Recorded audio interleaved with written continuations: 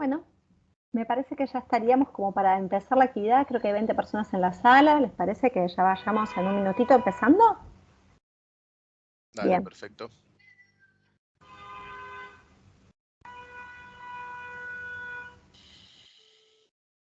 Ahora. Bien.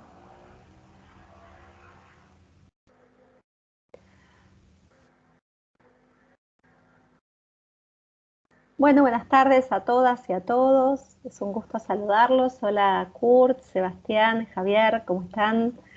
Les agradecemos que se hayan acercado acá, entrado hoy, a charlar juntos, a pensar y repensar qué está ocurriendo con la comunicación social en estos tiempos. Este es el ciclo Pensarnos de la Universidad Kennedy. Hoy nos convoca una temática particular, muy presente, que versa en torno a la cuestión de los memes. Esta forma, esta pieza comunicativa novedosa, distinta, que circula, que arriba a todos lados, de la que todo el mundo habla, que llega directo a nuestros celulares, ahí a un pequeño clic de distancia, arriba, directamente hacia nosotros, de un modo capilar, y nos interpela, nos hace pensar, ¿no? Una pieza distinta, que tiene siempre un tono humorístico, una beta que nos interpela desde ese lugar, digamos, no tradicional, que puede emitir cualquiera, cualquier persona, como la lógica de Internet en la cual cualquiera puede ser un emisor o un receptor, no ya un medio tradicional que emitía un mensaje y el receptor lo recibía después de un tiempo escrito o mediado por una pantalla que no le era propia, sino en este caso es una emisión de una opinión de alguna temática, muchas veces vinculada a la vida cotidiana y muchas veces vinculada a la cuestión política. Empezamos a ver una fuerte circulación de estas piezas de comunicación en el último tiempo, en los últimos meses en particular, y ello nos llamó la atención y empezamos a pensar, a dialogar con un grupo de colegas que trabajamos en esta universidad, y pensamos que era una temática interesante para pensar en conjunto, para dialogar, y por ese motivo convocamos a este webinar que va a estar compuesto por el panel presente. Son los profesores Javier Cubillas, Sebastián Mazán y Kurt Dreisig. Javier Cubillas es profesor de Relaciones Públicas y trabaja en comunicación política, tiene varios títulos en saber, es magíster y es profesor de la casa. Sebastián Mazana es periodista, es magíster en, corregime Sebastián si me equivoco, en ciencia política. No te escucho, Sebastián, estamos muteados. Relaciones internacionales. Relaciones internacionales, perfecto, gracias Sebastián. Y Kurt Dreisig, que es egresado de la casa, ¿no es cierto? Kurt se dedica al diseño gráfico y a la publicidad y tiene una empresa propia, pero además es profe de varias materias. Y una de las cuestiones que nos parecía interesante era convocarlos a pensar aquí justamente sobre problemáticas comunicacionales actuales, no siempre estar pensando en lo que ocurría en otra era, estar en era digital pensando en lo que pasaba con Gutenberg, que sin duda fue una gran revolución en términos comunicacionales en su época, pero ya es un periodismo y una forma de comunicación que no es la presente, en la cual todos pueden emitir y recibir el mensaje y además intervenir en diferentes momentos.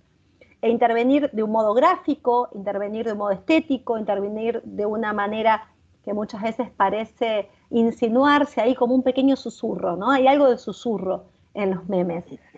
Yo retomaba los aportes de un sociólogo histórico de la sociología argentina, que es Emilio de Ípola. Él había hecho un trabajo muy interesante años atrás, ya hace muchos años, sobre la bemba carcelaria, ese rumor que en las cárceles circulaba en épocas de dictadura, donde se decía la verdad que no podía estar enunciada en el discurso oficial. Pero sin embargo, ese rumor circulaba y era lo que a veces estaba en las pintadas de las paredes, algo que alguno de los profesores va a retomar en un rato para el análisis y de conformación gráfica de los memes, pero que resuena, ¿no? Que resuena muy fuerte ese rumor.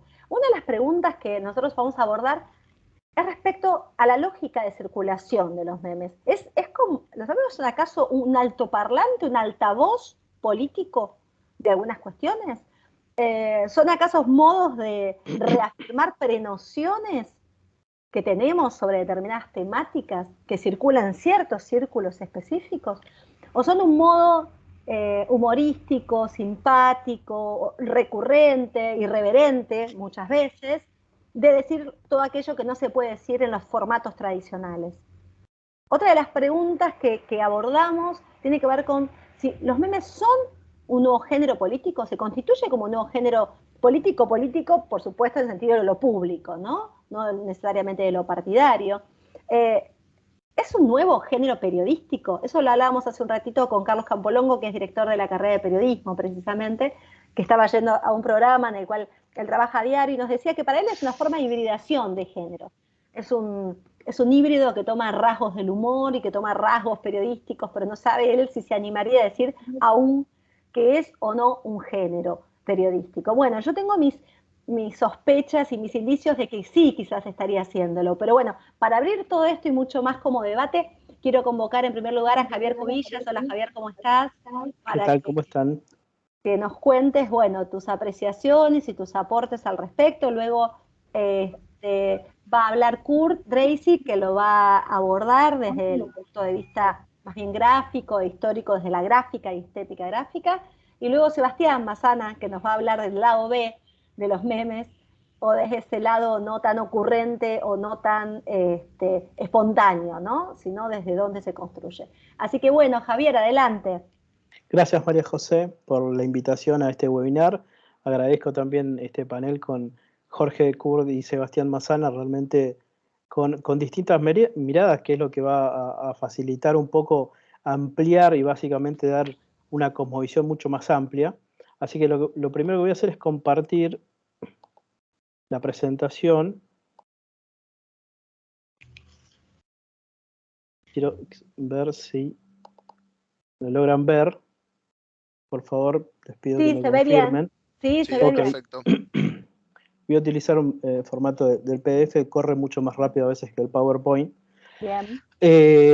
A ver, lo que a mí me toca es la introducción de alguna manera a esta temática, va a ser mucho más teórico y va a ser un aporte un poco traer a las ciencias sociales que usualmente estudiamos o damos a conocer una tradición de pensamiento que es anglosajón y que se emparenta de alguna manera, que se relaciona con la idea de meme.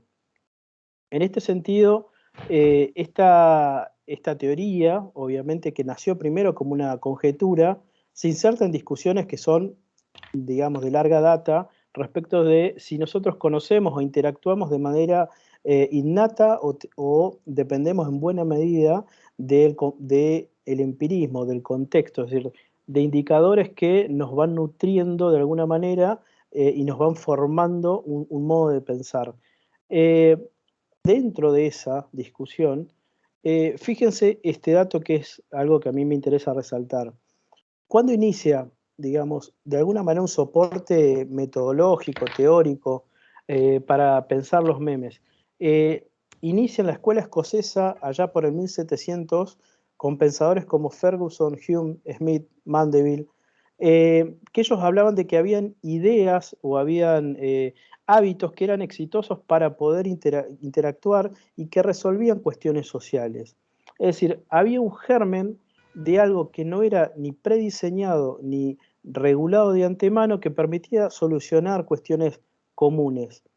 Eso que nace ya en el 1700 y que generó toda una escuela de pensamiento, llega hasta ahora, llega hasta nuestra época contemporánea, con pensadores que desde la economía, las ciencias políticas y la filosofía de la ciencia, como Douglas North, Karl Popper y Friedrich Hayek, fíjense que las fechas que puse son las fechas más cercanas de su fallecimiento, básicamente. En el caso de Douglas North, nace en 1920, pero fallece en 1915.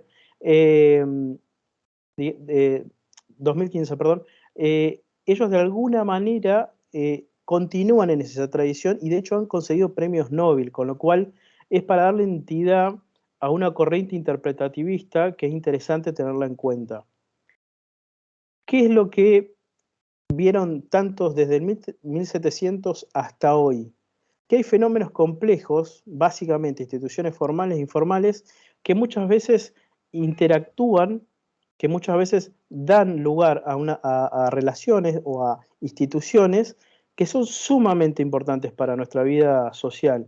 Y como ejemplo, y aunque parezca contraintuitivo, una idea de república, una idea de representación o una idea de pacto social, en algún punto son memes políticos, porque en algún momento han permitido solucionar, y en la actualidad de hecho cuando funcionan así lo hacen, permiten la alternancia de poder sin derramamiento de sangre, que era la famosa frase de Popper, ¿no? Pero vamos a ver más adelante que hay muchas otras cuestiones, más allá de lo estrictamente político, que también viajan en ideas, en unidades de información, que nos sirven para resolver nuestra habitualidad, digamos.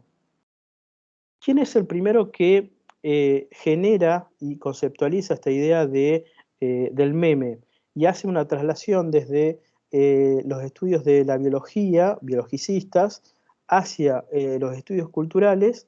En este caso es Robert Dawkins, un famoso biologista que en 1976 saca un libro, en su momento fue muy polémico y muy discutido, que se llama El gen egoísta. Y él lo que buscaba era, de alguna manera, pensar si en el gen había elementos de egoísmo y altruismo, es decir, estaba generando un cruce de interpretaciones entre las ciencias duras y las ciencias más, a veces mal llamadas, digo, sociales, que no son duras aparentemente. Y básicamente, y esto es muy importante también entenderlo, él decía, el gen busca replicarse de manera automática, pero muchas veces encontramos que ese gen pareciera que también tiene un rasgo altruista, es decir, le está cargando de valores sociales a esto que es puramente genético. Y esto también es una salvedad que es importante hacer. Él no lo piensa desde el punto de vista moral, ¿no? Es decir, cuando habla de esta cuestión de lo altruista, de lo egoísta, no está pensando en términos morales, sino está viendo simplemente de cómo se conduce la evolución en ciertos contextos. Y él dice, acá hay una falacia que tenemos que poner en discusión y es darnos cuenta que la genética y nuestros comportamientos pueden dar lugar a cambios que se van a dar irremediablemente si nosotros queremos que ello ocurra.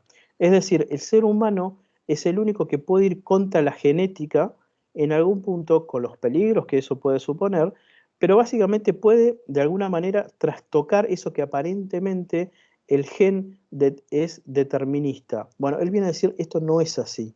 Es decir, Darwin no tenía razón, por ejemplo, por citar otro gran pensador del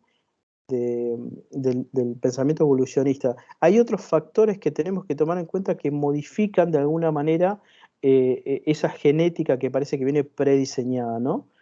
Y él dice, los conceptos que él incorpora es el de la réplica. Los genes y los memes, que después veremos más adelante, como los define también, se replican de manera constante. Y el problema es que a veces se replican con errores. Pero esos errores que los entendemos como algo que puede ser negativo, también puede dar lugar a evolución, también puede dar lugar a cuestiones positivas, lo cual genera de alguna manera un marco de reflexión y de pensamiento más complejo, no lineal, sino que hay que ver en cada caso esa réplica cómo se conduce en el contexto en el cual se está dando. Algo que es muy importante, tanto los genes como los memes, es decir, esta parte cultural, en algún punto pueden establecer cierta estabilidad. ¿Qué pasa cuando se da esa estabilidad? Se genera información acumulada, se genera un montón de elementos simbólicos que nos permiten a nosotros como humanos ser máquinas de supervivencia. Él las llama, en estos términos, manteniendo una lógica bastante biologicista de alguna manera, o racionalista en ese punto, pero él dice, el hombre se transforma en una máquina estable que acumula información y a partir de ahí replica. Y ese modo de replicar puede darse en dos sentidos. Y acá es a donde llegamos y nos metemos de modo directo en los memes y en la memética de alguna manera. La cultura es básicamente ese campo de transmisión en donde se dan los memes de alguna manera y se da la mutación también de los memes. Por ejemplo, en el lenguaje.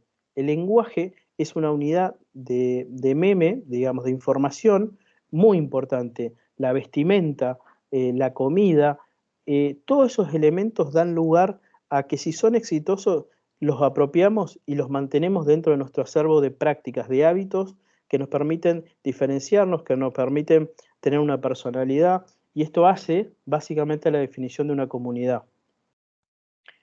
Este nuevo ecosistema que es la cultura, entonces se inserta en estas ideas que son memes transformadas canciones, memes transformadas ideas, memes transformadas imágenes, y básicamente, y esto viene a cuento de lo que estamos viviendo hoy, de alguna manera él dice, cuando esto pasa, el meme de alguna manera ingresa en nuestro cerebro, en nuestra mente, y como si fuese un virus, de alguna manera parasita, se inserta en nuestro mecanismo de reflexión.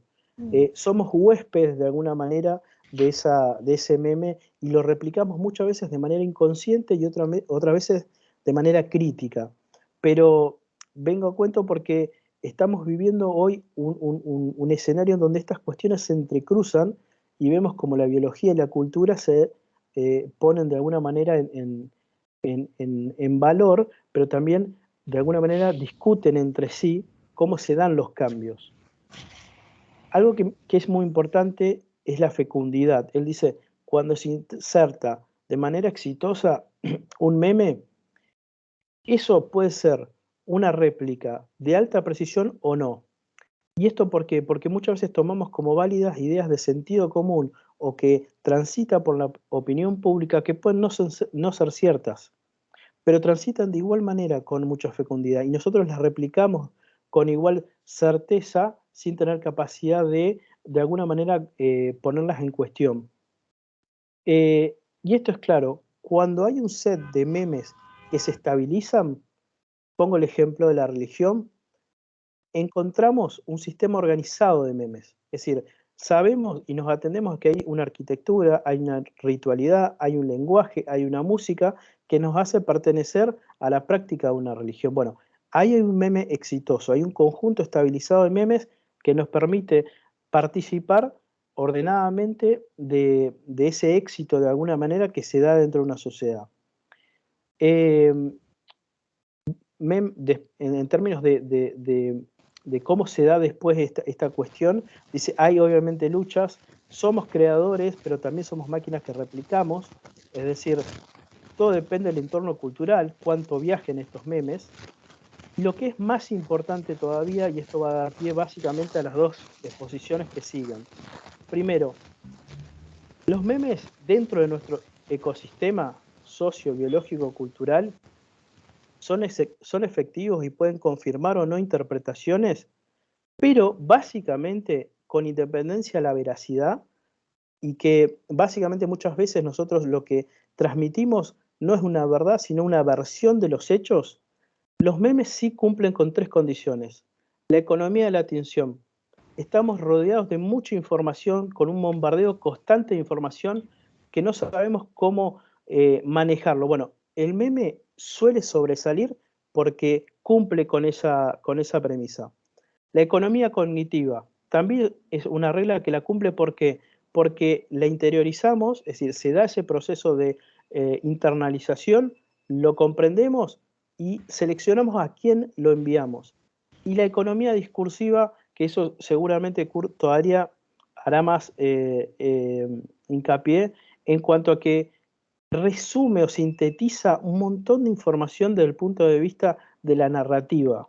Nos encontramos con imágenes que a veces con una sola palabra sintetizan de una manera magistral todo un acontecimiento histórico. Entonces, para cerrar, los memes como teoría se insertan dentro de una tradición de pensamiento evolucionista, pero hoy, en este contexto transmedia audiovisual en el cual nosotros nos estamos moviendo, cumplen con 3 reglas básicas que lo hacen efectivos y que lo hacen que viajen alrededor de cualquiera de nuestros sistemas de comunicación. La economía de la atención, la economía cognitiva y la economía discursiva. Así que esto es por lo menos mi aporte y espero que les haya resultado interesante. Sí, muchísimas gracias, Javier. Van estos aplausos virtuales para vos. Me quedé pensando qué interesante, ¿no? Esto de que primero haces un raconto histórico muy rápido de cuestiones teóricas bastante complejas y momentos históricos diversos, ¿no? Mucha tela para cortar nos dejás. Javier, gracias por eso. Es para retomar más adelante, quizás en un trabajo escrito donde lo pongamos todo esto en común.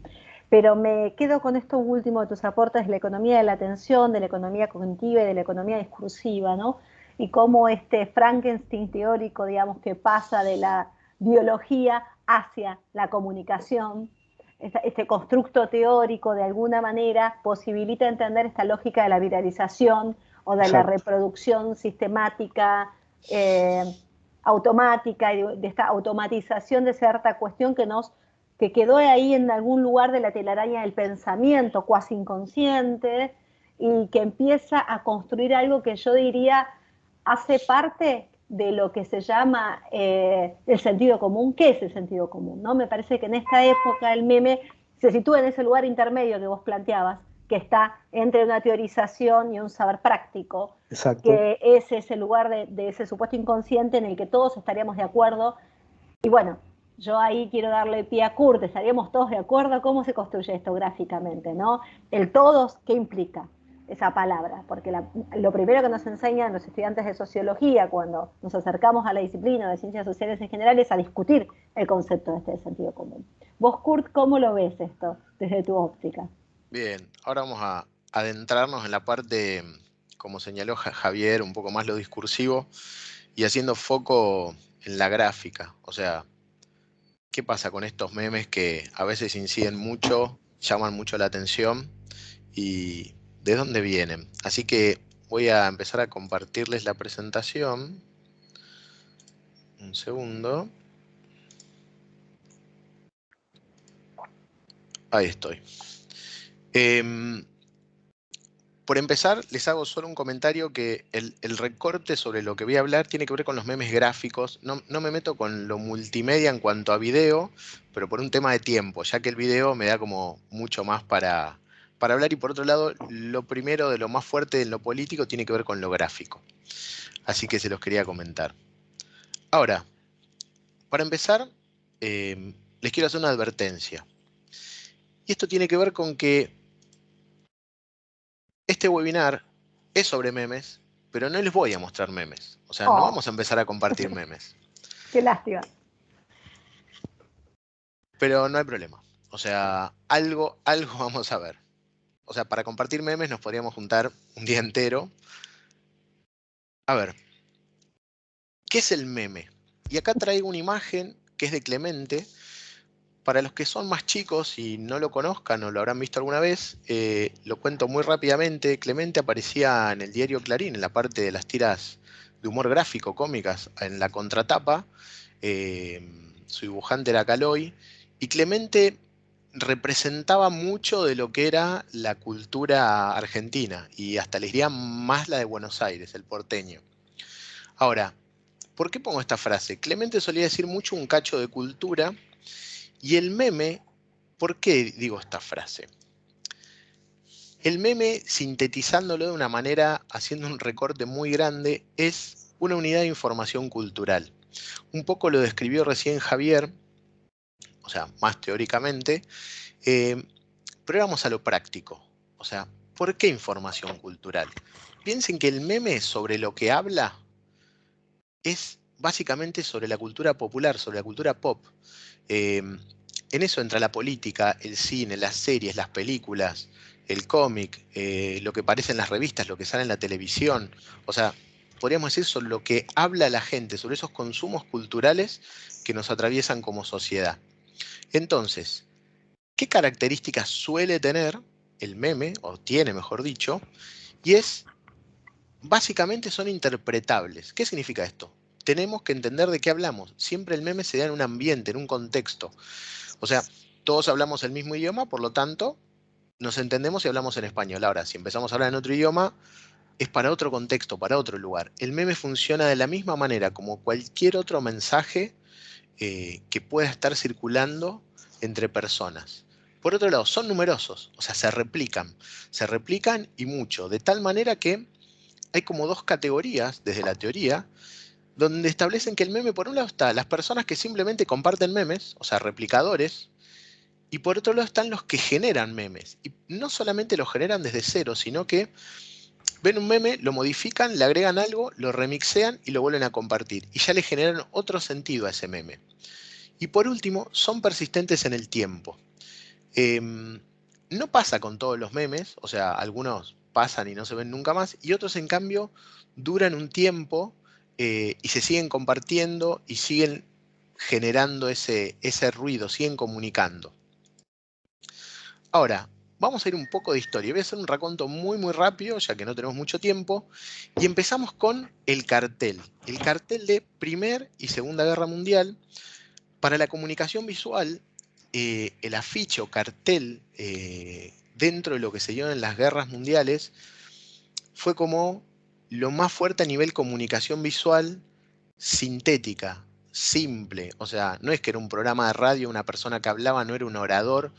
O sea, el cartel permitía llegar a un montón de lugares distintos y por otro lado se entendía muy fácil, o sea, muy simple. Por eso hay una frase que resume cómo era el cartel y es un grito en la pared. Este es un gen muy lejano del meme, ya que dentro de la gráfica y como mensaje en rápido, concreto y político, está ahí presente en nuestra historia popular. Después están las pintadas políticas o grafitis. Y acá hay un abanico bastante grande, porque está el graffiti o arte callejero. Esta es una pintada de Banksy, o sea que es como lo mejor en cuanto hablando de diseño, súper sintético, directamente no tiene palabras y está comunicando algo muy, muy, pero muy claro. Por otro lado, este es otro de Banksy, que hace una crítica social bastante fuerte. También tenemos esténciles más simples, o sea, grafitis más simples, no tan complejos.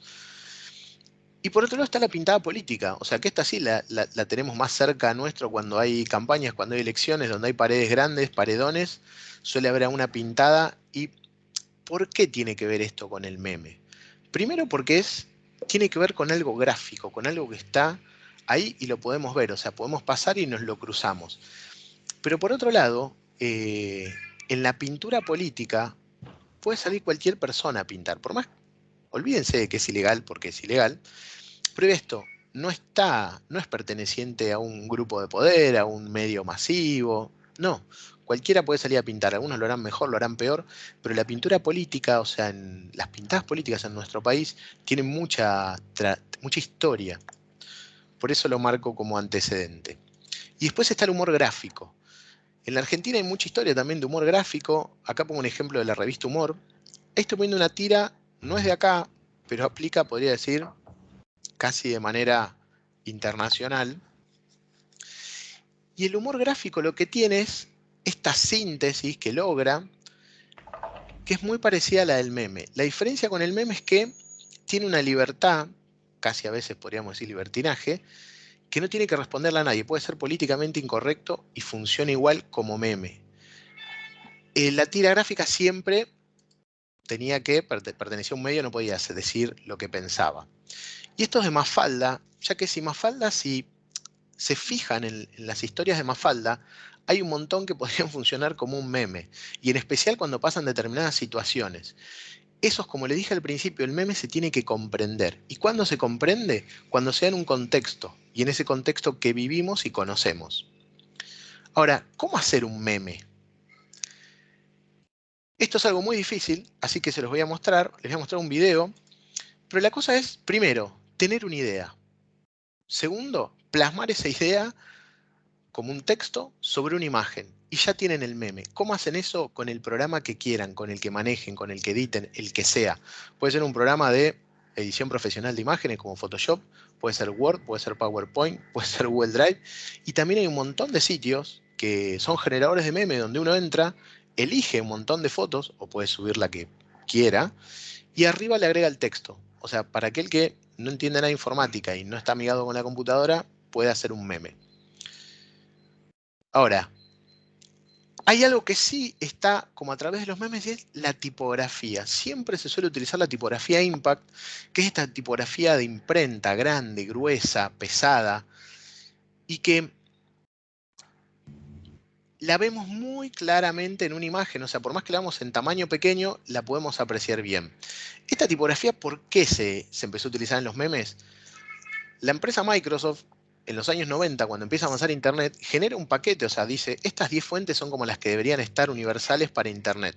Y ahí estaba la tipografía Impact. Por lo tanto, los que empezaron a crear los primeros memes utilizaron la tipografía que tenían a mano.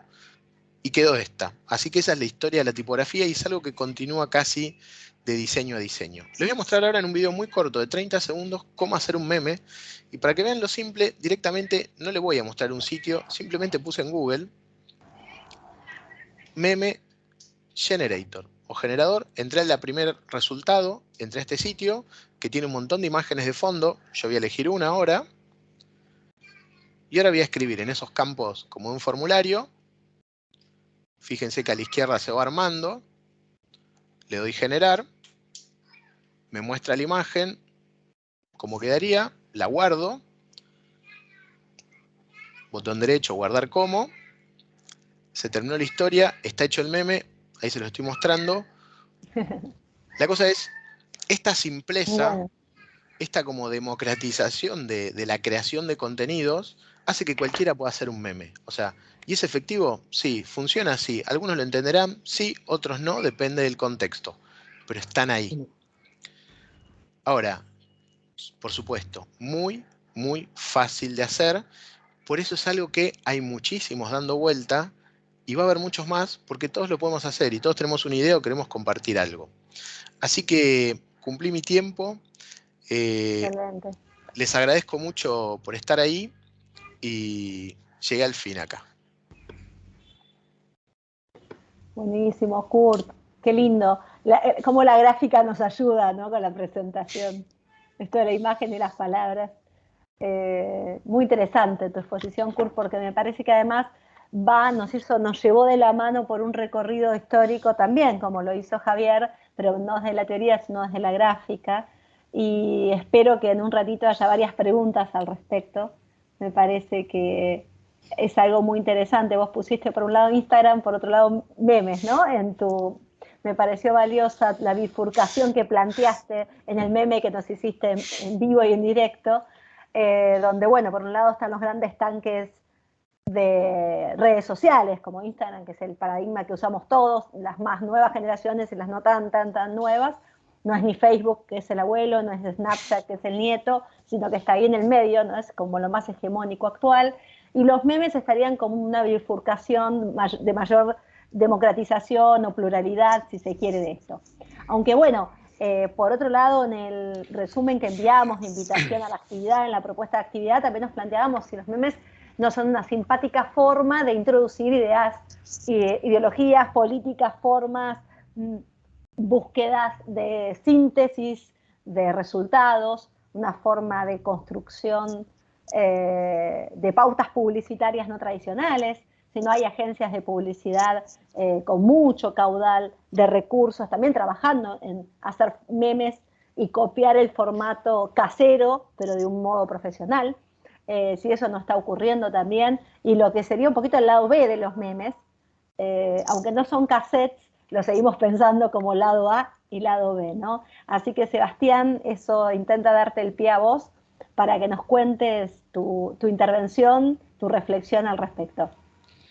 Bueno, hola a todos, ¿qué tal? ¿Cómo les va? Muy interesante todo lo que escuchamos hasta ahora. Así que bueno, intentaré estar a la altura de las circunstancias. Voy a empezar, Sebastián, vamos a ver, ojalá. Quiero empezar contándoles una anécdota. En los años 90, cuando llegó Internet a la Argentina, yo fui pionero de alguna manera. Tuve Internet en mi casa en una época en que nadie tenía Internet todavía. Ya en aquella época yo ya era licenciado en Ciencias de la Comunicación y era periodista. Y lo que vi, lo que empecé a ver en Internet realmente me impresionó muchísimo por las posibilidades y por todo lo que podía llegar a generar en el futuro. Era algo realmente asombroso, increíble. Me impactó tanto que un día tuve una especie de rapto de inspiración, digamos, tuve como un momento mágico de iluminación donde se me cruzaron algunas ideas y hice un par de pronósticos o predicciones, llamémosle. Pronósticos acerca de cómo iba a impactar Internet en la humanidad de ahí a los próximos 10 o 15 años. El primer pronóstico que hice fue que Internet va a hermanar a la humanidad. ¿Qué quiere decir esto? Pensé que Internet iba a ayudar a terminar con los prejuicios, los estereotipos, la xenofobia y el racismo. ¿Por qué pensé eso? Porque los prejuicios, los estereotipos, la xenofobia se nutren del desconocimiento acerca del otro. Esa es la base, digamos, de todas estas cuestiones. Por ejemplo, ¿qué es un árabe? Un árabe es o un jeque árabe multimillonario que anda en una Ferrari y compra equipo de fútbol, o un tipo con un turbante arriba de un camello en el medio del desierto. Eso es a eso nos remite el concepto de árabe.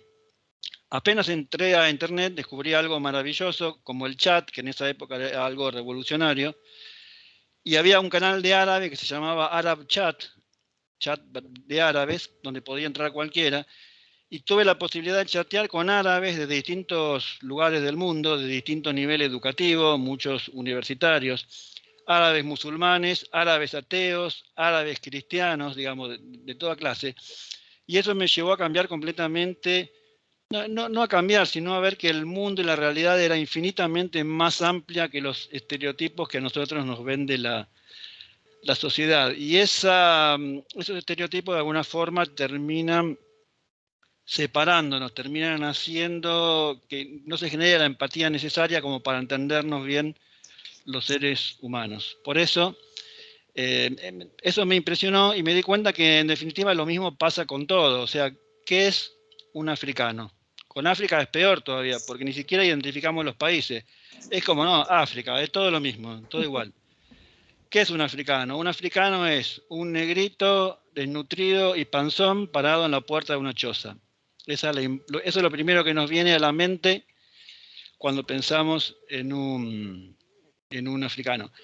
Hay una escritora nigeriana, Chichimamanda Adichie, muy conocida, feminista, un fenómeno. Sí, tal cual, un fenómeno. Y ella cuenta de cuando fue por primera vez, ella es negra, nigeriana, se llama Chichimamanda, y cuenta de cuando fue a Estados Unidos a estudiar a los 19 años, la compañera de habitación le dijo, la verdad que estoy asombrada por lo bien que hablas inglés, o sea, hablas perfecto. Le dijo, ¿cómo hiciste para aprender a hablar bien inglés? Y le dijo, igual que vos, tarada, en Nigeria el inglés es el idioma oficial, o sea, nos criamos hablando en inglés. Claro, lo que pasa es que tiene que ver con esto de los estereotipos y los prejuicios. Uno dice, se llama Chichimamanda, es negra, nigeriana, se debe haber criado en una tribu indígena hablando en dialecto suajili o en algo parecido.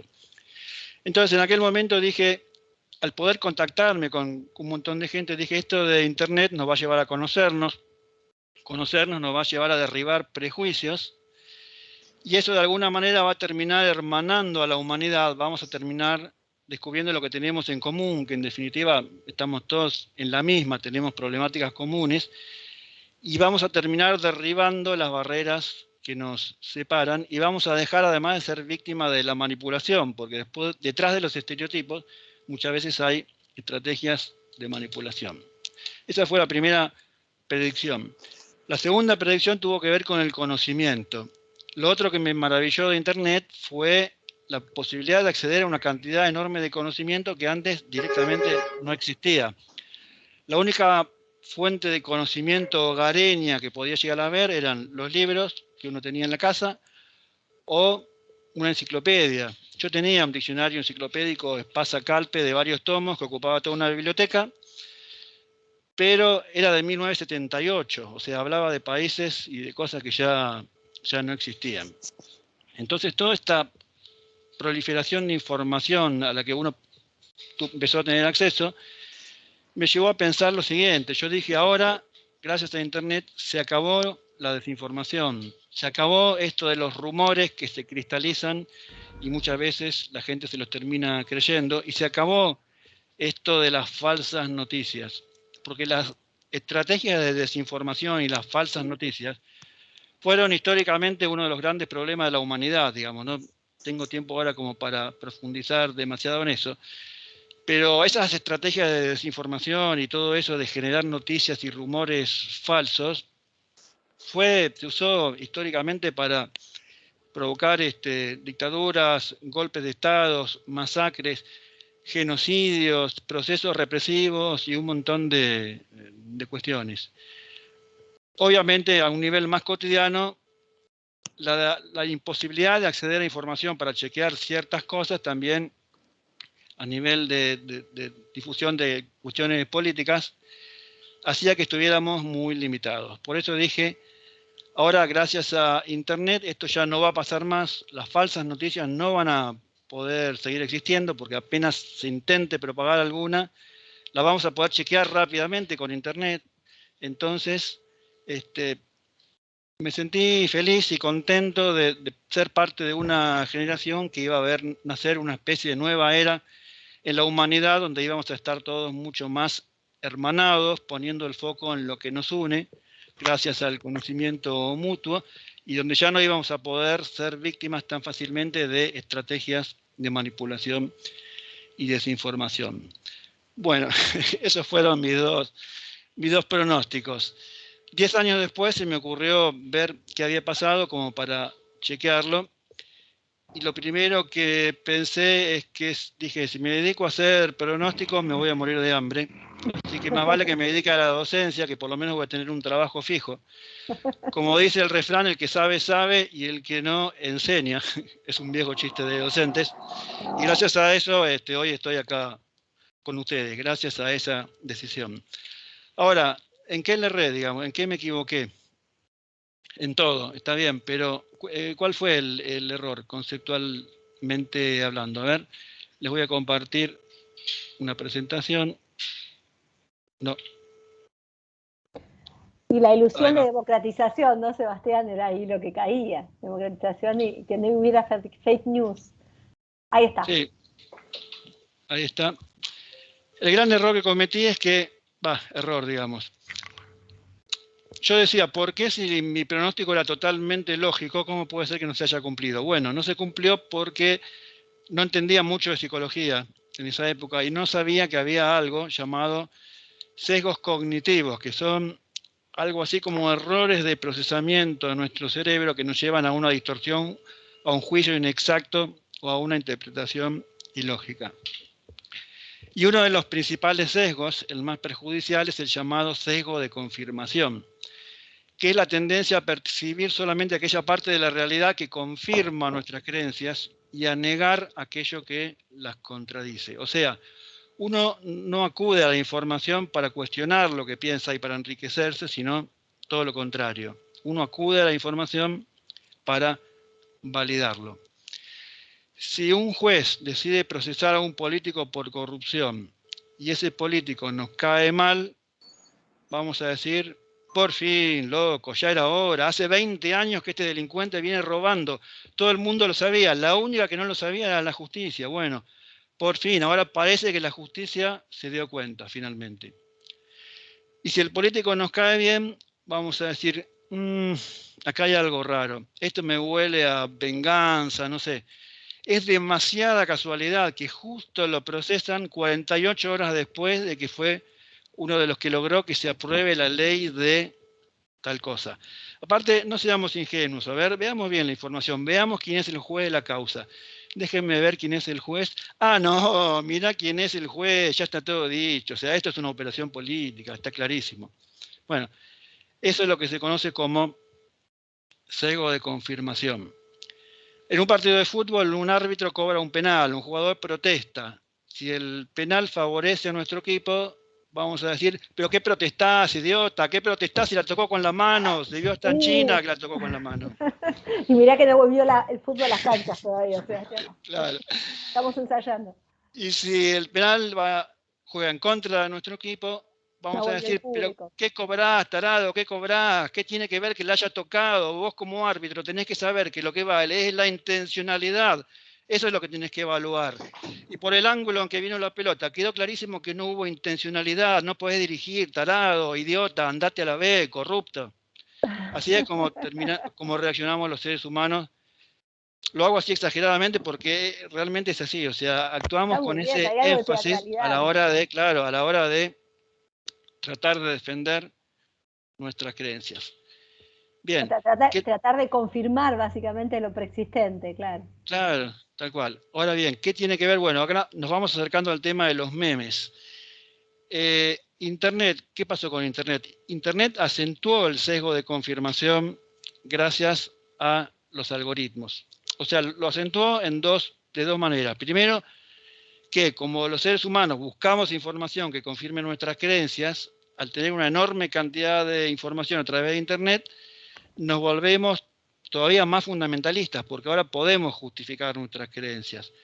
Antes de Internet, el que creía que la Tierra era plana no tenía mucha evidencia. Por ahí sacaba un par de fotocopias en blanco y negro, algo medio borroso y algún comentario que alguien le había dicho, pero no había mucha evidencia. Ahora el que cree que la Tierra es plana tiene toneladas de sitios, información, libros entre comillas, o sea, datos, entrevistas, absolutamente todo lo que quiera para convencerse de que la Tierra es plana y puede meterse en grupos de WhatsApp y en grupos de Internet donde las 24 horas va a estar en contacto con gente que le diga que la Tierra es plana. Pero a eso se sumó otro problema que es el de los algoritmos. ¿Qué es esto de los algoritmos? ¿Y cómo influye sobre el sesgo de confirmación? Imagínense esto, nos levantamos a la mañana, leemos los diarios o miramos la televisión que confirma nuestra postura, no miramos cualquier canal de televisión. Después entramos en las redes sociales y nos encontramos con gente que piensa igual que nosotros porque solemos seguir y suscribirnos a la gente que piensa lo mismo que nosotros y que nos manda cosas que coinciden con lo que nosotros pensamos. Después hacemos búsquedas en Google y ojo que los algoritmos de Google hacen que los resultados de la búsqueda sean diferentes según la persona, no muestran los mismos resultados. Según el historial de búsqueda y las preferencias culturales, ideológicas y de gustos y demás de cada persona, Google nos muestra algunos resultados primero, que son los que coinciden con lo que pensamos, pero todos los demás o no nos lo muestra o nos lo muestra muy al final y no lo vemos o no lo vemos tanto. Después vamos a mirar una película en Netflix y más allá del ranking que hacen, nuevamente nos muestra todo lo que hay en función de nuestros gustos y de nuestros antecedentes, pero hay toda una parte, todo un mundo, toda una riqueza que no nos la muestra porque busca mostrarnos solamente lo que nos interesa, entonces no nos damos cuenta de que todo eso existe. Y finalmente entramos a Amazon para comprar un libro. Amazon para vendernos nos muestra una enorme cantidad de sugerencias que son todas sugerencias que coinciden con nuestra ideología o nuestras preferencias culturales o políticas. Entonces, ¿qué pasa? Después de todo eso, al final del día, uno dice, la verdad que yo en otra vida debo haber sido una persona muy mala y Dios decidió castigarme, haciéndome nacer en este país de idiotas, en este país de imbéciles, porque yo ya no entiendo qué le pasa a la gente, cómo pueden tener un grado de negación tan patológico, cómo pueden seguir votando a este idiota, sea quien sea, ¿no? No importa, sea cualquiera, a este idiota, a este corrupto, a este tipo que llevó al país a la destrucción. No, la verdad que no entiendo, no me entra en la cabeza cómo piensa la gente, no lo puedo entender. Evidentemente yo tendría que haber nacido en Suiza o en otro lado, no sé. Eso es lo que decimos mucho porque es así, o sea, terminamos con tanta insistencia, terminamos convencidos de que realmente tenemos la razón y el otro es un tarado, un idiota o lo que sea, y nunca podemos, siempre nos preguntamos cómo puede haber gente tan cerrada, tan idiota o lo que sea, como para negar la realidad. Claro, la realidad que nos creamos nosotros mismos. En fin, ¿qué tiene esto que ver entonces ahora sí con los memes? Bueno, los memes contribuyen a acentuar el sesgo de confirmación y son utilizados como herramientas de manipulación política y de todo tipo. Hay agencias de comunicación especializadas en esto que se ponen al servicio de quien las quiera contratar y se dedican a producir memes masivamente para campañas políticas, para ayudar a ganar a algún candidato, o en otro país para desprestigiar al gobierno, o incluso hasta para tratar de generar malestar en alguna sociedad determinada, como para preparar el caldo de cultivo para un golpe de Estado o para lo que sea. Obviamente también se puede usar para el bien, ¿no? En sociedades represivas también se pueden usar para que la gente, digamos, se empiece a dar cuenta de algunas cosas. Pero la idea es que los memes contribuyen a eso. Quiero mencionar dos conceptos. Uno es un verbo en inglés que es to weaponize, que significa transformar en un arma. En castellano no existe. Los memes hace rato que fueron transformados en armas de propaganda y de manipulación política, social, económica y de un montón de clases. Esto es un informe del MIT, que es una entidad mundialmente prestigiosa, que obviamente no son enemigos de la tecnología, sino mucho menos, todo lo contrario, son los que están a la vanguardia, y donde explican cómo los memes se volvieron un arma, y abajo dice, los memes surgieron como un chiste, pero mucha gente los está empezando a ver como lo que realmente son, una seria amenaza. El otro concepto que quería compartir es el de guerra memética. La guerra memética es un tipo moderno de guerra de información y guerra psicológica que implica la propagación de memes en las redes sociales. Esto está en Wikipedia y se pueden verificar todas las fuentes a las que acude. Y es tan importante, digamos, cobró tanto auge este concepto de guerra memética que en Estados Unidos las Fuerzas Armadas lanzaron un proyecto para crear una unidad especial en las Fuerzas Armadas de guerra memética. ¡Wow! Sí, están incluso las declaraciones del militar que ideó el proyecto y todo. Finalmente no prosperó, o por lo menos no lo dicen. Si prosperó, lo hicieron en secreto. Pero la idea era crear una unidad que se dedique a esto, a la propagación de memes, con la idea de apoyar distintos procesos políticos o bélicos o lo que sea en distintos países del mundo. Es decir, obviamente no quiero decir con nada de todo lo que estoy diciendo que los memes sean malos, no estoy juzgando. Quiero decir que no nos quedemos solamente con una parte, la parte linda de decir, ¡ay, qué lindo, qué creativo, qué democratizante! Ahora cualquiera con la computadora puede hacer humor y lo puede difundir y puede tener un público, una audiencia. Por supuesto que eso es bárbaro y es maravilloso, pero no compremos solamente eso, sino que analicemos la situación en su conjunto. Ahora, ¿por qué pueden ser un peligro los memes? Y pensemos en Donald Trump, que los partidarios de Donald Trump desataron una guerra de memes infernal, una saturación de memes que nunca se había visto antes y que terminó haciendo creer, muchos estadounidenses hoy siguen creyendo que en las elecciones hubo fraude y que en realidad debería haber ganado Donald Trump. ¿Qué es lo que hace a los memes tan peligrosos? Digamos, más que peligroso sería tan codiciados como herramienta de manipulación informativa. Bueno, por un lado son un caballo de Troya, o sea, venden algo que no es, porque se disfrazan de humor. Entonces pasan como piezas humorísticas muchas veces, pero detrás de esa pieza humorística hay una estrategia de persuasión o de desinformación perfectamente desarrollada. Después suman un nuevo actor al sesgo de confirmación, que es algo así como el filósofo de barrio. Hay una figura en el imaginario colectivo que es el filósofo de barrio, el tipo que nunca estudió, que a lo mejor no fue a la universidad, pero que tiene la sabiduría que le da la vida, la calle, la vida cotidiana. Hay como una valorización del saber popular. Uno tiende a creer en eso, ¿no? Como que hay cierta sabiduría popular. Y los memes encarnan a esa sabiduría popular. Y así introducen un nuevo actor, porque ya no es un político que dice algo, una agencia de publicidad que dice algo, un académico que dice algo, sino que es como lo dice la sabiduría popular. Lo dicen hasta los jóvenes que hacen cosas divertidas y que muchos no entienden, se dan cuenta de un montón de cosas. Entonces, claro, digamos, a todos los demás discursos incorporamos a nuestro sesgo de confirmación como agente a la sabiduría popular. La sabiduría popular nos da la razón. La gente piensa que esto es así.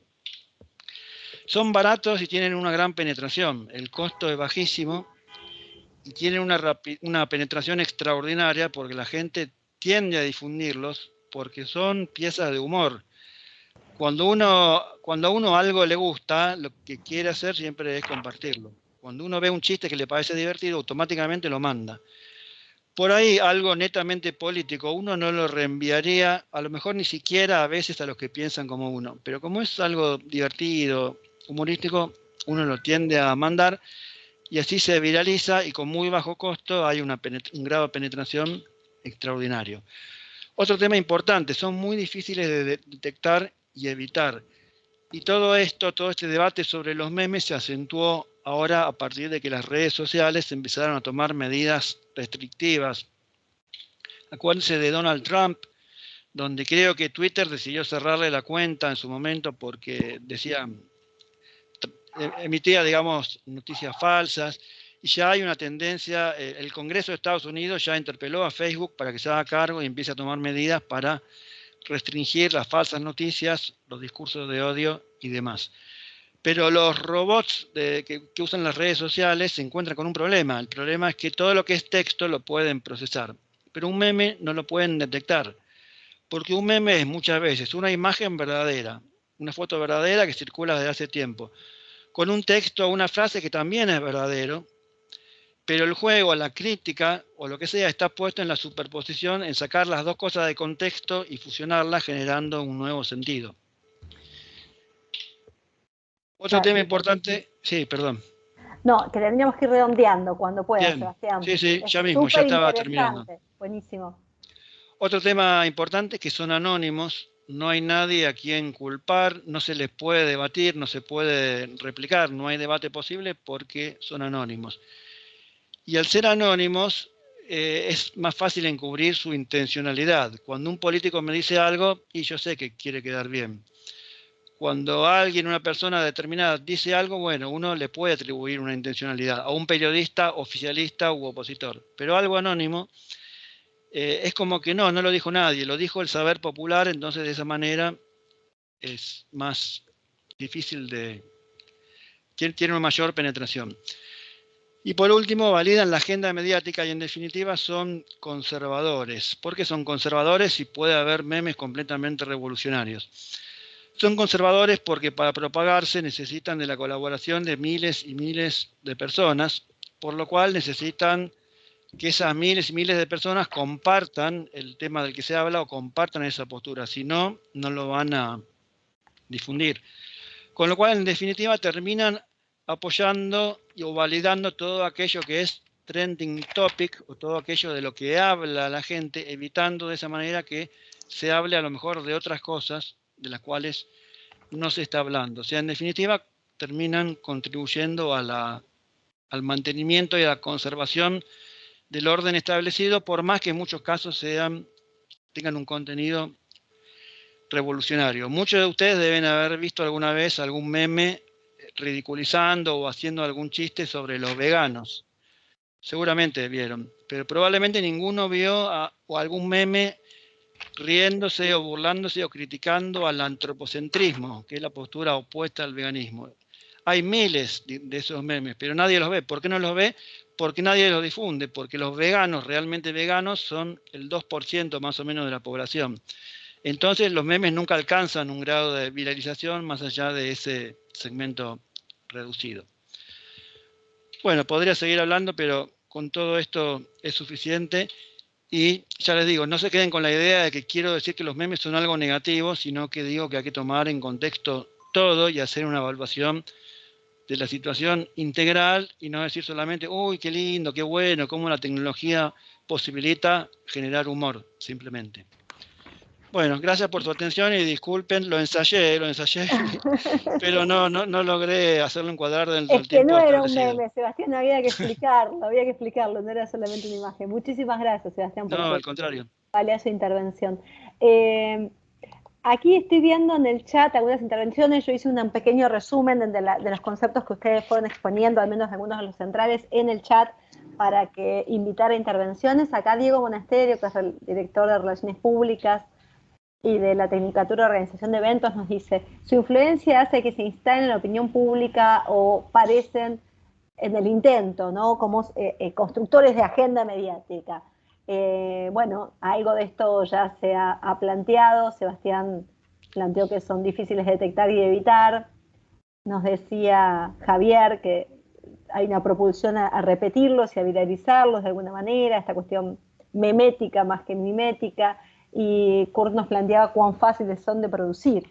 Pero bueno, para ir intercambiando un poco con los que participan, nos gustaría que nos planteen algunas dudas, algunas preguntas, algunos interrogantes que surjan. Ya se dijeron unas cuantas cosas. Yo me preguntaba mientras que los escuchaba, cómo el humor siempre juega en ese lugar de la voz popular, ¿no? De la voz popular, del rumor, de, si quieren remontarnos a algo histórico, del coro griego, ¿no? En las obras de teatro clásicas, el coro griego era la voz supuesta del pueblo, el supuesto sentido común, lo que no decían los, entre comillas, poderosos, y sí decía el resto. O sea que creo que eso no es un invento de Internet tardía, actual, sino que es algo, es una función histórica de algunas formas comunicativas según cada época, ¿no? Y que en el teatro clásico griego tenían el modo de coro, que justamente, tomando tu intervención de recién, Sebastián, una de las cuestiones que tenía el coro es que era difícil de detectar y evitar porque estaba ahí presente, era una presencia constante y a su vez anónima. Entonces me parece que hay algo de esa voz colectiva que se retoma acá en este altoparlante virtual, que sí, seguramente muchas agencias profesionales lo reproducen a través de los bots y a través de los sistemas de algoritmos que nos conllevan a ver lo que ya pensamos o a reconfirmar prenociones o sesgos de confirmación, como decías, pero también pueden ser producidos por sujetos anónimos desde el lugar y tener enorme potencialidad. Entonces, como toda herramienta, es eso, es una herramienta, hay que ver cómo y por qué y para qué se utiliza. Pero bueno, me gustaría que los expositores anteriores, si quieren agregar algo más, Kurt o Javier, adelante. Solamente te agrego a esto que traías de Grecia y lo que bien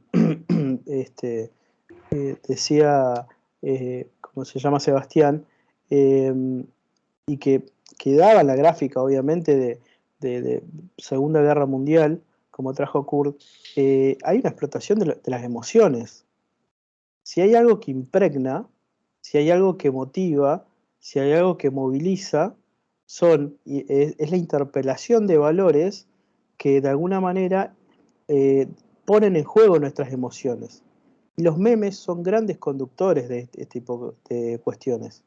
Colaboran en este sentido de comunidad, que puede ser alentar una causa, que es por lo que muchas veces hoy las nuevas generaciones se movilizan, más que por autoridades, por causas, o para defenderse también. Entonces, creo que ese es un valor que, digamos, por ahí pasó y no lo hemos dejado en claro. La emotividad es un factor de la dinámica fundamental a la hora de que se instale, de que se democratice y que inclusive genere una movilización real en la calle para exigir un cambio de políticas públicas, por ejemplo, ¿no? Así que es un factor muy importante a tener en cuenta cuando pensamos a los memes. Sí, sí, por ahí Silvia Pita, profesora nuestra también de Relaciones Públicas, que trabaja mucho con sociedad civil, con ONGs, planteaba esto de la percepción, ¿no? Que depende de factores internos o externos y que en eso la emotividad es fundamental. Claro. Silvia es profesora de teoría de la comunicación, principalmente es referente de teoría de la comunicación, y me parecía valioso incorporar su aporte que estaba haciendo en el chat. Diego Monasterios nos dice que tiene una pregunta. Diego, ¿querés habilitarte la cámara? Y hacernos tu pregunta, por favor, adelante. Ahí Sí, está. cómo no. Muy buenas tardes a todos, muy buenas tardes a todas, muy buenas tardes a Sebastián, muy buenas tardes a Kurt, muy buenas tardes a Javier. La verdad que el tema interesantísimo y ameritaría hacer un espacio de debate mucho más amplio. Pensaba cuando comenzaba Javier a hablar acerca del desarrollo y del desempeño, ¿no? O sea, de qué manera comienza a evolucionar yo lo llamaría hasta arte comunicacional, ¿no? Y cómo desde los inicios empieza a aparecer la importancia hasta diría, superlativa del concepto de la creatividad, y que si ese concepto de creatividad no condice con la oportunidad, la pregnancia sería absolutamente imposible de darse. Después cuando Kurt no hablaba acerca del vínculo entre el graffiti, el meme y el rumor, o cómo, mejor dicho, el meme tenía genes del graffiti y del rumor, me surge una pregunta que, bueno, será el cierre de esta pequeña intervención.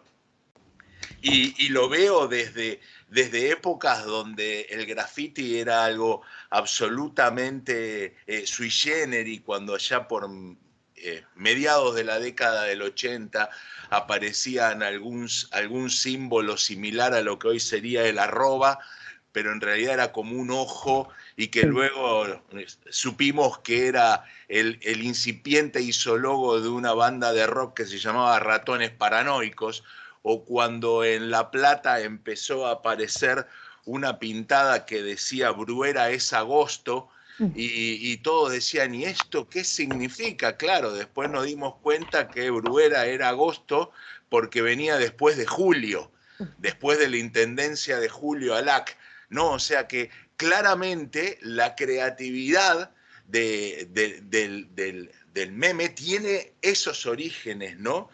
Y recién en la presentación que hizo Sebastián nos dejó realmente muy interesados, ¿no? en profundizar sobre vida y obra de Chimamanda, y sobre ese perfil de decir, si hoy se creó o se hubiese creado una agencia para trabajar sobre los memes, claramente tenía su punto de origen en aquellas oficinas técnicas que en el 39 se creaban tanto desde las fuerzas de los aliados como las del eje para promover las instancias de la propaganda.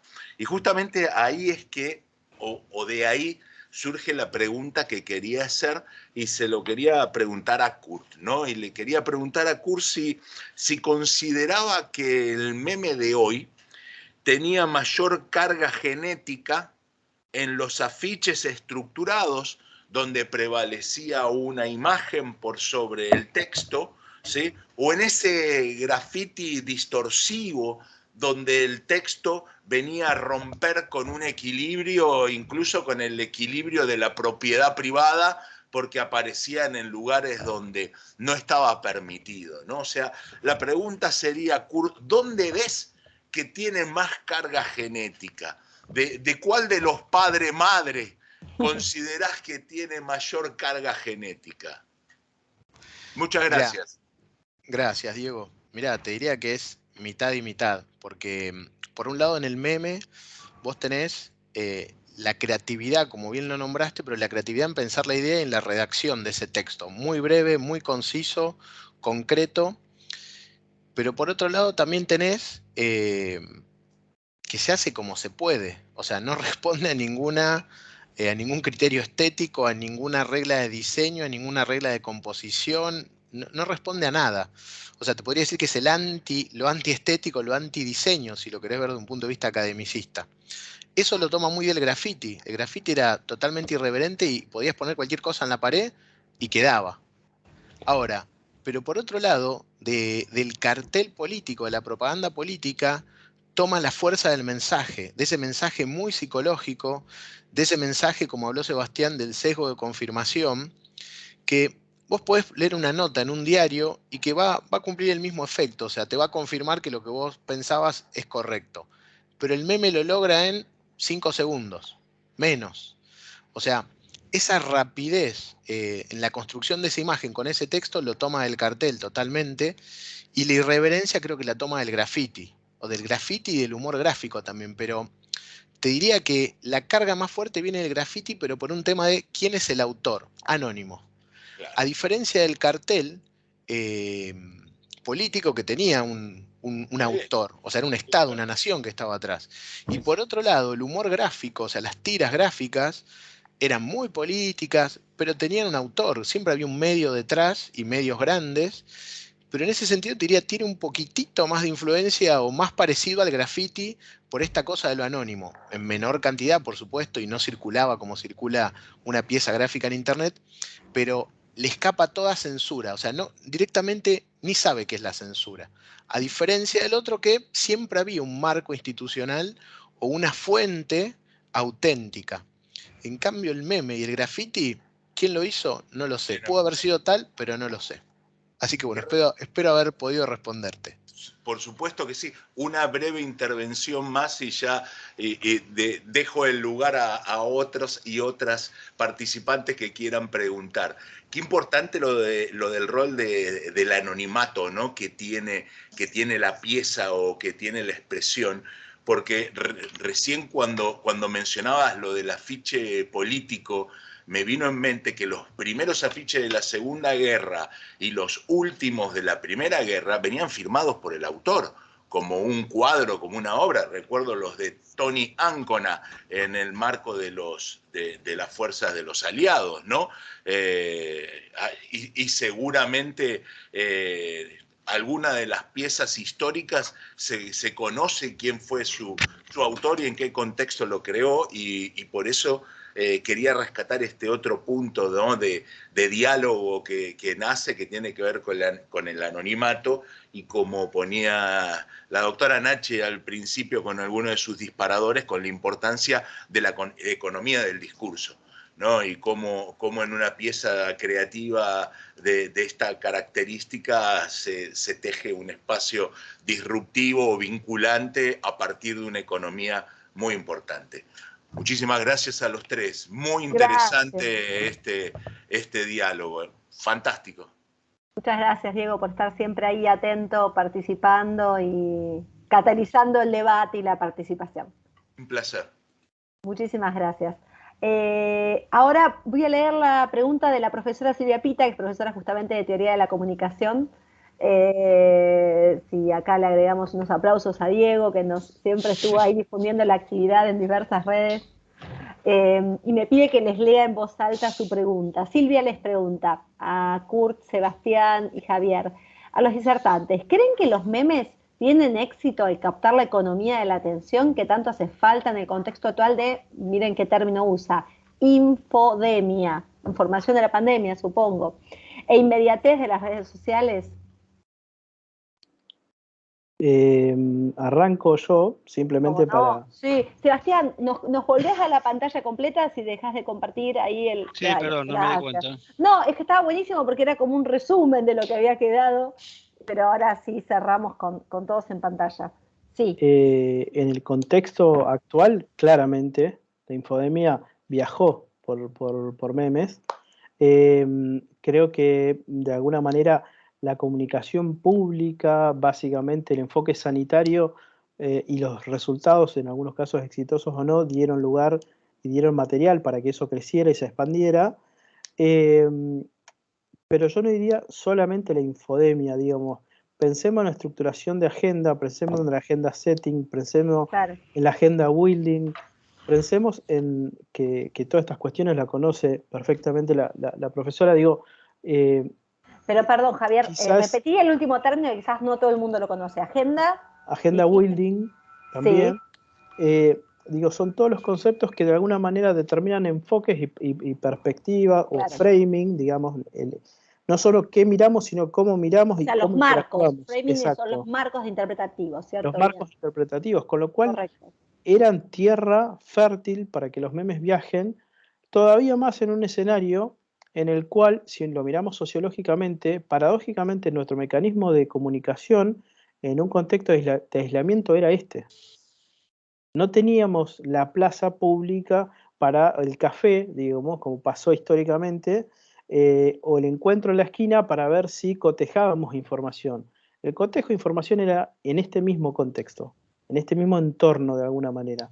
Entonces, de alguna manera fueron grandes canales de comunicación, en ese sentido, grandes dispositivos de comunicación que dieron lugar a esa perspectiva y posicionaron a muchos actores que, como suele ocurrir, muchos actores políticos hicieron uso y usufructo de eso. No hago una valoración positiva o negativa, pero digo, como bien decía Sebastián, ahí hay que poner el punto respecto de que a veces eso está ahí a 5 centímetros ya no la información falsa, sino del fake news, ¿no? Y esa distinción que siempre hay que hacer, que una cosa es una información incorrecta y otra cosa es hacer información incorrecta con un destino específico para generar un daño. Entonces, sumando ese ecosistema en el cual ingresamos en prácticamente un año, es correcto que esto ocurriera. Lo vemos hoy, obviamente, con el diario del lunes, pero ha pasado eso. Y digo, lo único que aclaro, digo lamentablemente porque nos vimos inmersos muchas veces en discusiones banales o discusiones que no tenían un sentido en términos de deliberación, de agregar información y de despejarnos las dudas que teníamos todos respecto de qué estamos viviendo, ¿no? En qué situación nos encontramos, qué peligro teníamos en el entorno en el cual vivíamos. Y ese tipo de estrategias lo único que nos dio fue más miedo, nos retrajo, nos produjo un efecto de tribalismo, ¿no? Un efecto de acuartelarnos y de separarnos y no de vernos de manera más comunitaria. Así que esa es mi respuesta por ahora.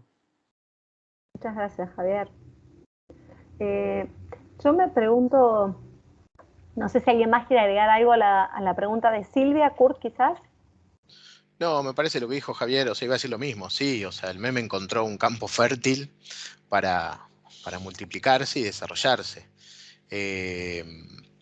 Así que a la respuesta de Silvia, sí, o sea, el meme aparte vence un poco, o sea, hay algo con los memes que es, por un lado, te pueden llegar de conocidos, de amigos, digo, a veces te llegan por mensajería, otras veces los podrás ver en internet, a veces pueden salir en un medio como, mirá, pasaron las elecciones y ahora te comentamos los 10 mejores memes, o sea, hay un montón de fuentes.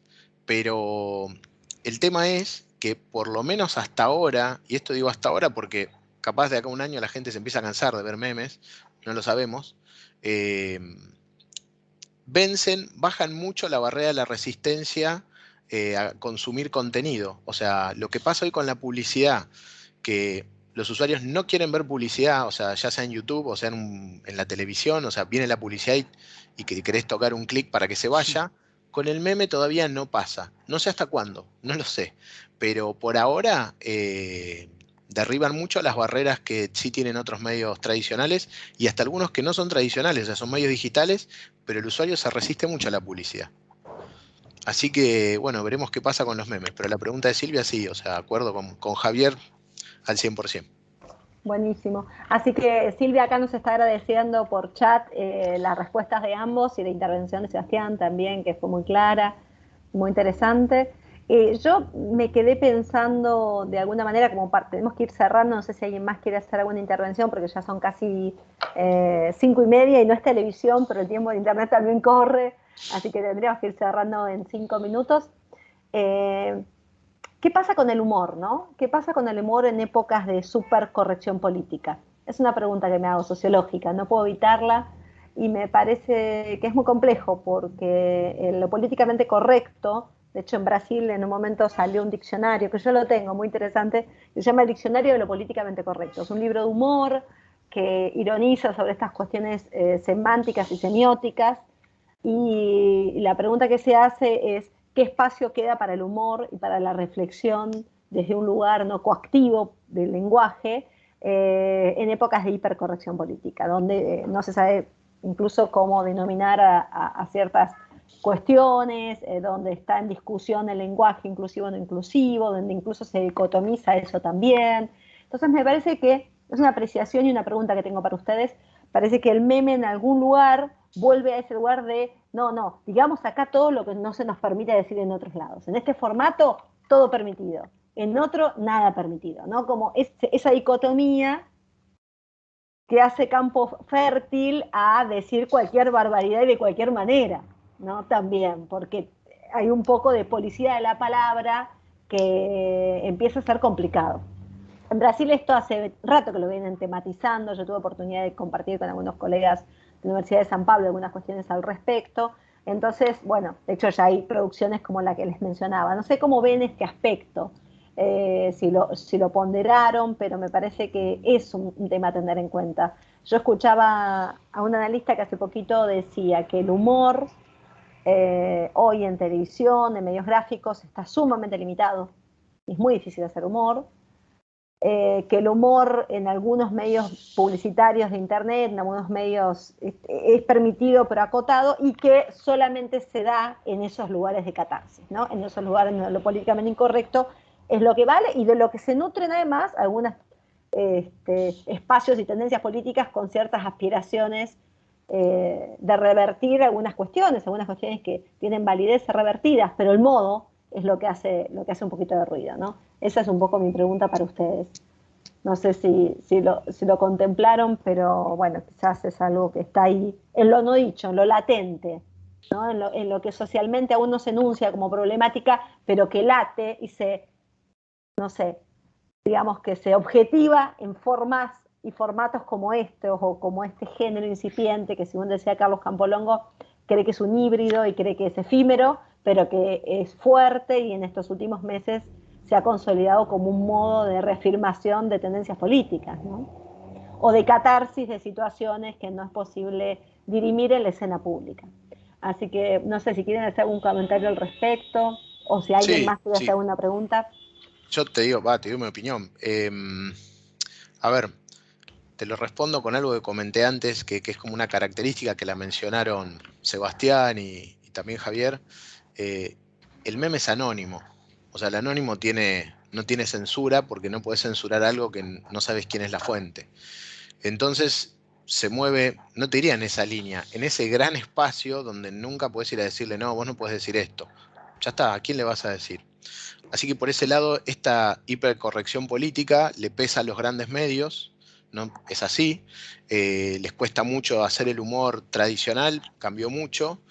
Y irónicamente, por otro lado, también vivimos en una era en donde cualquier cosa parecería que es censura. Entonces, por un lado tenés una hipercorrección política, por otro lado tenés otra línea que es, bueno, pero ¿en dónde está la censura? Que es un problema que están teniendo los medios hoy en la actualidad. Y ahí de golpe aparece Internet, porque el meme se mueve dentro de lo que es la cultura de Internet. O sea, utiliza esos códigos. Y una de las cosas que sucede en Internet es, tenés anonimato. Por ahora hay anonimato. Quizás en algún momento deje de haberlo y cada uno quedará registrado cada movimiento que hace. Pero por ahora me parecería que el anonimato es lo que hace que se pueda decir casi cualquier cosa y hasta te diría, un poco lo comentó Sebastián, así como hay personas que hacen un meme porque algo les causó gracia, tenés estructuras grandes, o sea, creativos, agencias, estudios de comunicación que se dedican a hacer memes en contra o a favor de políticos, empresas, marcas, situaciones, campañas de prensa, para todo. O sea, porque lo que está sucediendo es algo parecido a lo que pasó con la publicidad tradicional y la publicidad digital. El meme se está metiendo, ya está formando parte de las campañas. Es como que decís, bueno, hago gráfica, hago un flyer y haceme memes. Entonces, todo convive en el mundo digital, ya sea la persona que creó su meme para cargar al carnicero de la esquina o su amigo por el fútbol, como una empresa que tiene 10 redactores y está haciendo redactores creativos, me refiero como publicitarios, y está generando una campaña a favor de unas nuevas zapatillas de una marca. Y están ahí, todos conviven en Internet. Por ahora está como en esa democracia-anarquía, si querés llamarlo así, y es válido, por ahora. No sabemos qué va a pasar a futuro. Gracias, Kurt, muy amable, interesante esto de democracia y anarquía, ¿no? Hay diferentes capas de producción de este formato gráfico y de este formato humorístico y de este formato periodístico que tiene particulares formas de circulación, ¿no? Bueno, creo que estamos llegando ya al final de este encuentro. Les agradezco a todos los que se acercaron a escuchar un rato, a participar, a preguntar. Esta actividad va a quedar grabada, luego se va a compartir por YouTube, si no me equivoco, y seguramente les va a llegar información por la página o por los mails de comunicación institucional. Agradezco al área de comunicaciones el trabajo realizado, también en la difusión. Acá nos dice Silvia, gracias colegas y amigos, una buena manera de ir cerrando la semana. Gracias Silvia por tu participación siempre tan activa y agradable. Evelyn Aguirre nos dice gracias, el panel interesantísimo. Evelyn también trabaja en la universidad en el área de evaluación de productos. Gracias Evelyn por estar participando. Así que bueno, yo creo, realmente los invito a... Dice Diego Masterio, excelente encuentro. Andrea Dusevich, profesora de metodología y otras materias como psicoestadística, dice muchas gracias, fue muy interesante. Otra de las participantes nos dice felicitaciones por la actividad, muy interesante. Así que bueno, nos van a autoelogiar, nos podemos autoelogiar y solamente circular esos mensajes, nosotros no leerlos. No, van a quedar todos aquí guardados. Muchísimas gracias. Javier Cubillas agradece a todos por participar. Aquí también. No, lo que quería decirles es que creo que ya que tenemos abierta la convocatoria de proyectos de investigación 2022, creo que este es un tema interesante para investigar. Porque evidentemente es un tema emergente, es un tema sobre el que aún no hay una bibliografía sólida, sino que se está produciendo, pero tenemos una indagación histórica, tenemos una indagación gráfica, tenemos una indagación periodística, de comunicación política. Me parece que tiene aristas ricas e interesantes como para pensar quizás en que se convierta en un proyecto de investigación. Así que a nuestros participantes los invito a colaborativamente pensar si podemos armarlo como tal, con estas carreras interdisciplinarias, convocando a otros profesores y estudiantes para armarlo, y porque además la devolución que hemos tenido cuando invitamos en diferentes círculos a esta actividad fue muy positiva y eso es para destacar. Así que gracias a la universidad por la iniciativa de armar el ciclo Pensarnos y esperemos encontrarnos en breve en otra de estos encuentros que suelen hacerse semanal o quincenalmente. Muchas gracias Kurt, muchas gracias Sebastián, muchas gracias Javier y a todos por participar. Gracias a ustedes. Hasta pronto. Diego, hasta pronto. Nos vemos. Hasta luego. Gracias.